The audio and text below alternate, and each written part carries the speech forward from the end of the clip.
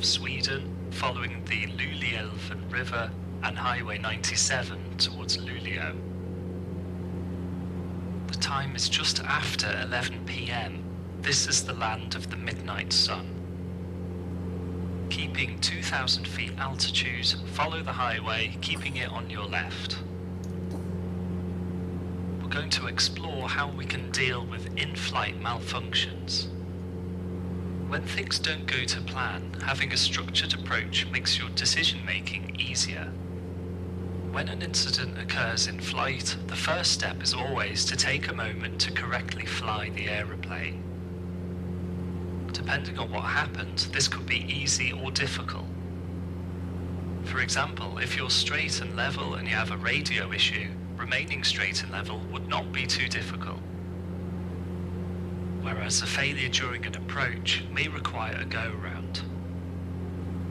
As such, the very first step after an issue is to aviate. Once the flight path is under control, we navigate. We ensure that we're on a safe flight path, perhaps following a procedure, or to change our route to account for the failure. The third initial action is to communicate. If appropriate, tell ATC that you're encountering difficulties so they can offer assistance. Aviate, navigate, communicate. These three things performed in order will keep you safe in the short term. Now it's time to figure out what to do next. One such process for decision making is DODAR. We start with diagnose. Make sure we've correctly identified exactly what has happened. Then we gather our options.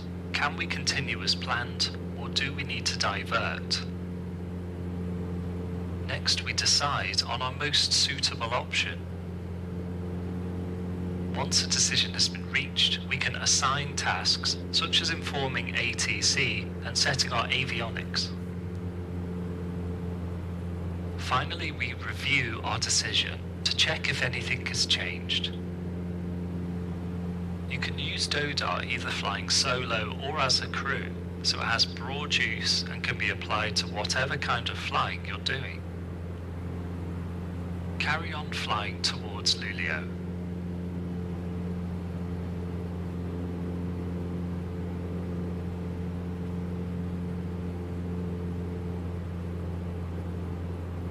Even though I've done this mission before, I can't remember exactly what happens next. I just remember having to be careful braking on landing because the tricycle gear means the plane's nose pitches into the tarmac if you ham fist the brake. Oh, what the? I actually jumped. What was that? Okay. I remember that. I can't remember if that's something that just popped or the bird strike. It's a weird. I'm not sure what that was, but we might have hit a bird. Okay, there we go. Aviate. Keep us flying safely straight and level at 2,000 feet. The ASI's dropped to 0. Okay, so it has. Yes.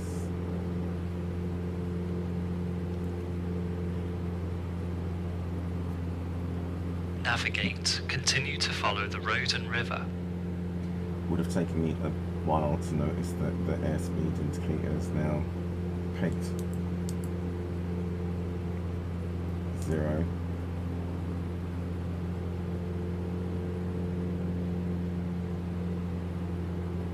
Communicate. We don't need any immediate ATC assistance, so we won't make any radio calls just yet.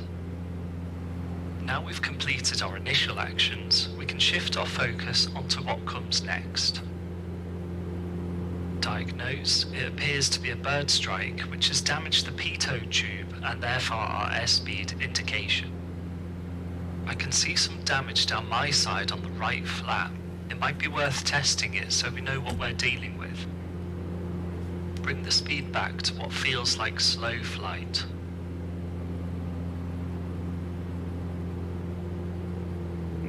Okay. Throttle inputs have an instantaneous, or almost instantaneous effect, and it's quite dramatic. Forgot what it's like flying this plane. Okay, so you throttle back. Trim Now that we've slowed, try and set takeoff flaps.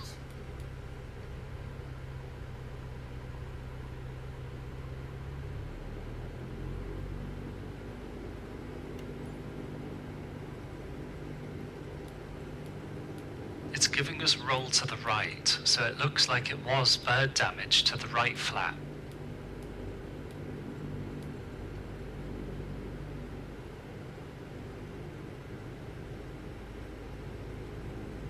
Increase power and accelerate back up to what feels like normal flight speed.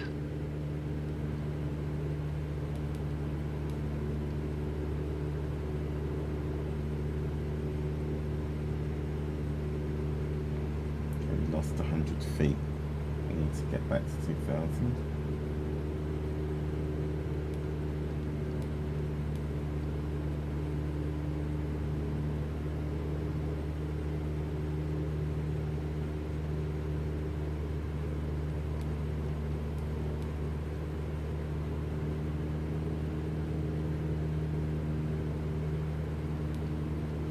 Back at 2000.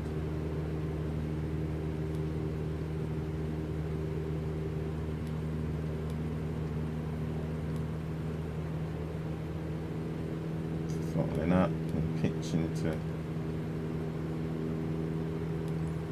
Retract the flaps again now to stop the roll, and we'll talk about our options. Okay. Options. Indicated airspeed is a crucial parameter for safe flight, so we wouldn't be likely to continue a long cross-country trip. Without our flaps, it limits the airfields we can land at, as without them we'll have a longer landing distance. Lulio is just up ahead and will be an ideal place to land. Decide. Landing at Lulio seems like a safe option, as continuing would not be easy, plus there may be other damage we're yet to discover. Assign. I'll let air traffic know that we'd like to land. Lulio Tower, Sierra Echo, Foxtrot, Sierra Alpha. Sierra Sierra Alpha, Lulio Tower, pass your message. Sierra Sierra Alpha, Mundry Cap 10, 2000 feet VFR at Unbin, with an airspeed indication problem and no landing flaps. Request join and landing. Sierra Sierra Alpha, Roger, clear to join straight in for runway 14, QNH 1013. 1013, straight in runway 14, Sierra Sierra Alpha. Review. Alright, we can't use the flaps, but the runway here is over 3,000 meters, so landing distance is no problem at all. The challenge is going to be the increased landing speed due to lack of flaps, combined with the absence of our indicated airspeed. You'll have to use feel, sound and experience to judge your airspeed for landing. Don't get too slow, as you'll risk a stall, and the runway is long enough for a fast landing. The stall warning will still work as usual, which will be your last line of defense. Sierra Sierra Alpha, cleared to land, runway 14, wind calm. Get us down safely and come to a stop on the runway.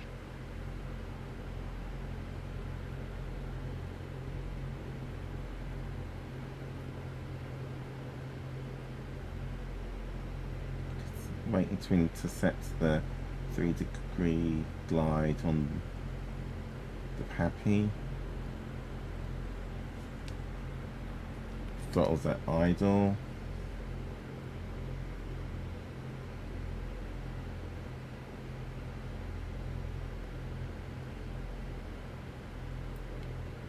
We're going to come straight through it. It's definitely fast, so going to hold it. There we go. Above the runway, let the speed drop off. Wait till we hear the stall warning.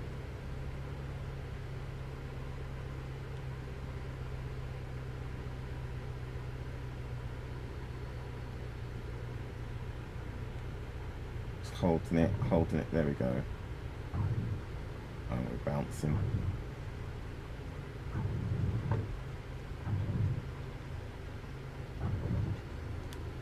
Didn't want to bounce. Great job. We used the initial actions at first, followed by a safe decision to land.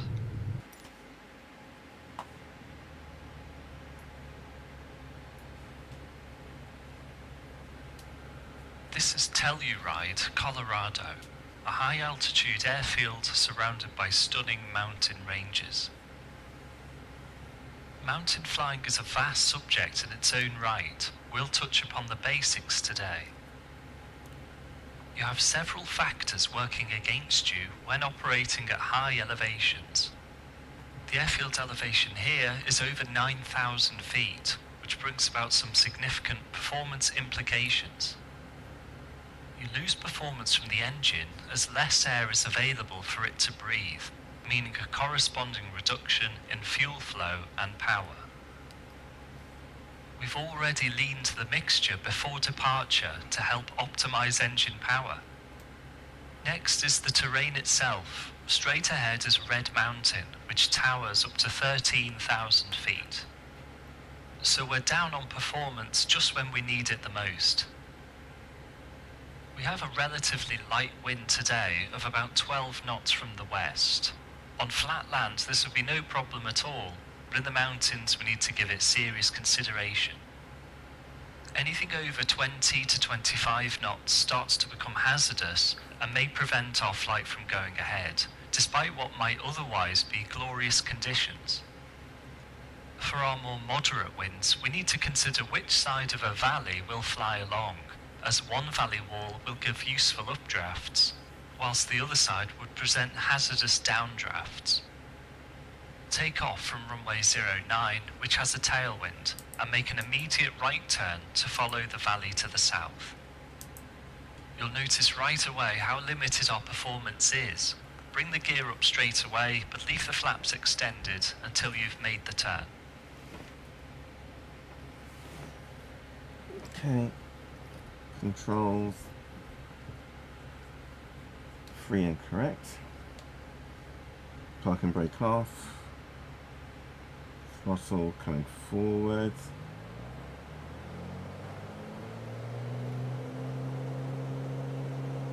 Okay, RPM maxed. Okay, a little right rudder to compensate for the torque. Airspeed live.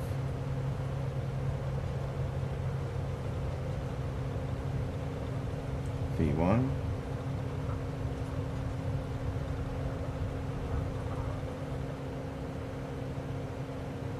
Positive rate of climb. Gear up. Right hand turn into the valley.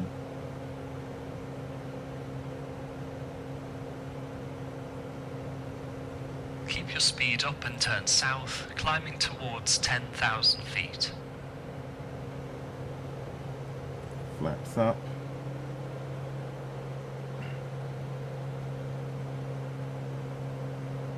$9,400.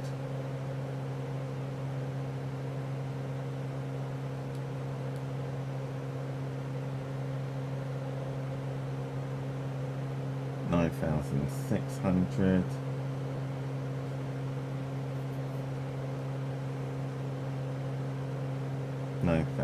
Enter the valley up ahead, flying over the east valley wall on our left side. 10,000 feet. The east wall is on the windward side of the slope, so this is where we'll find the updrafts. Stay overhead the left wall of the valley and watch how we ride the updrafts, helping us climb. This is how gliders fly for hours on end without an engine. The wind is flowing over the valley walls just like water over a rock. We're flying on the upstream side of the rock, riding the flow upwards.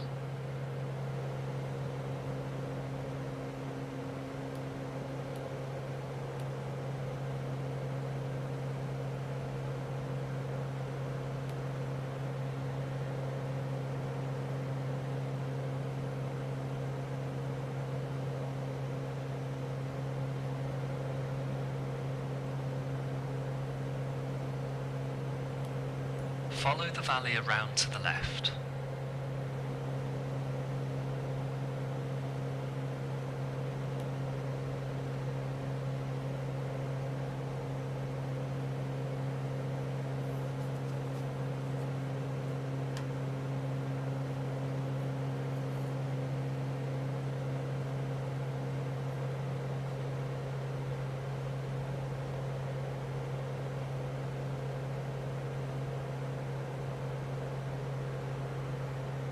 Take a right here and fly through the gap towards the opening.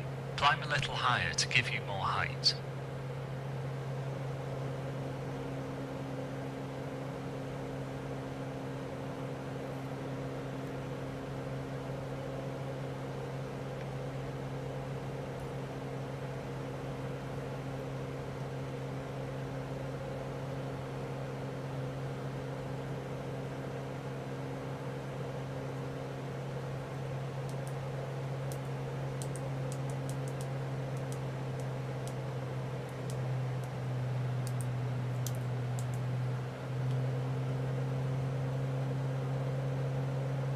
$2,500.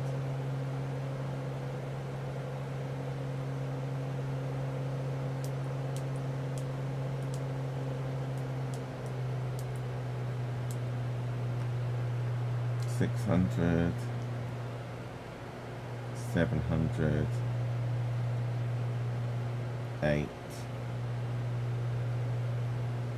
$9,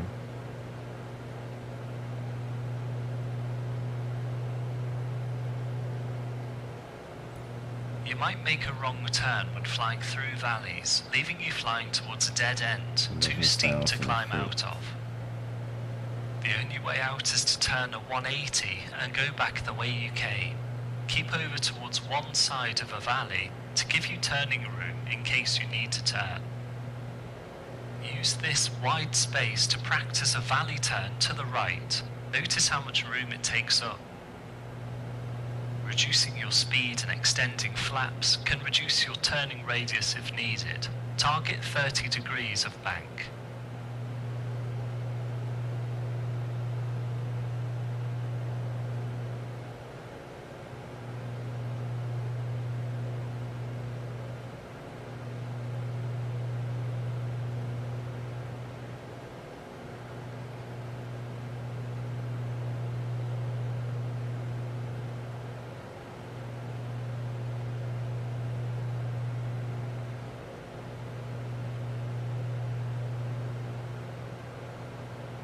Fly through the gap again to leave the way we came in, again aiming for 10,000 feet.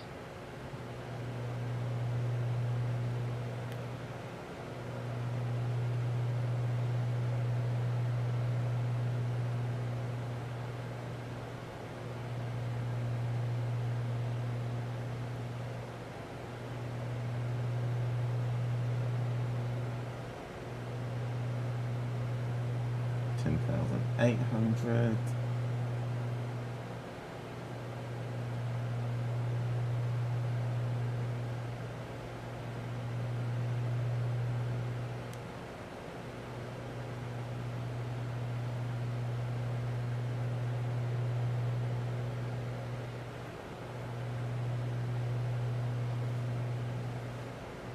$10,700.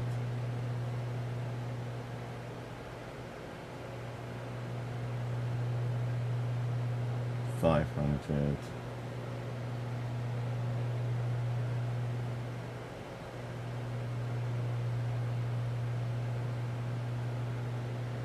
$10,000. Now follow our valley around to the left. This time we'll fly on the western wall, again to our left. This will be the leeward side, with the air rushing back down the downstream side of our rock. Oh, yep, feel that. Oh, there you go.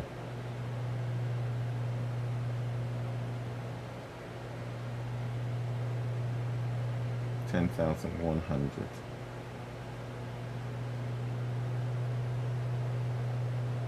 $10,000 feet.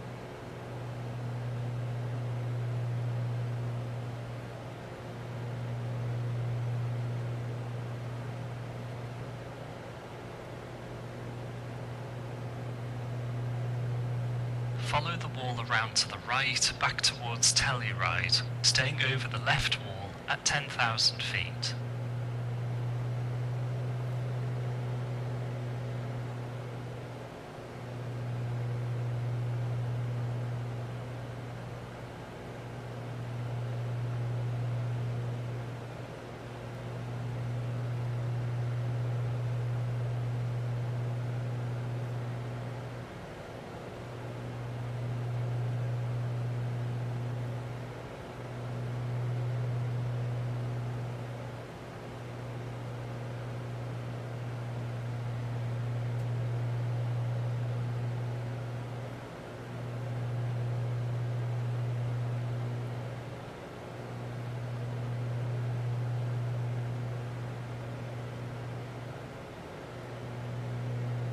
$10,000 feet.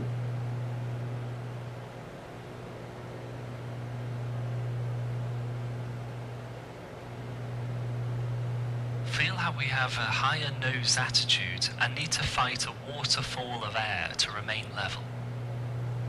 If it gets too much, make a gentle turn to the right towards the valley floor.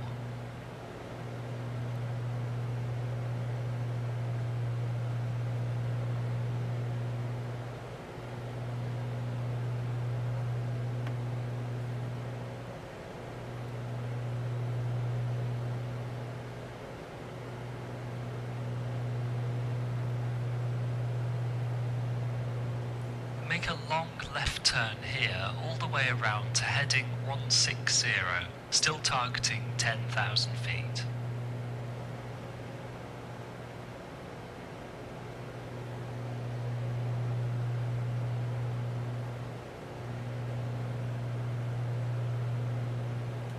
Keep the turn going to heading 160, and we're going to look at crossing ridge lines. 10,000 feet.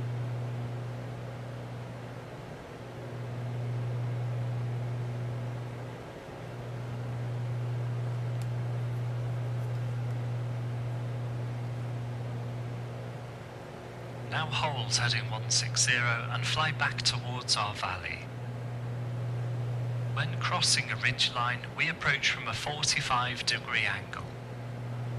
This gives us more room to gain height and also make an escape turn away from the ridge easier in case things don't go to plan. Cross over the ridgeline ahead.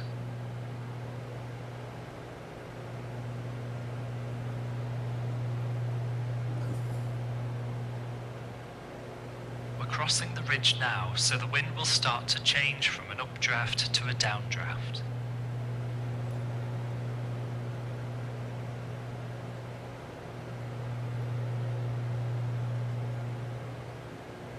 As we mentioned earlier, mountain flying is its own art, but now you've seen firsthand how strong downdrafts can be, even with moderate winds.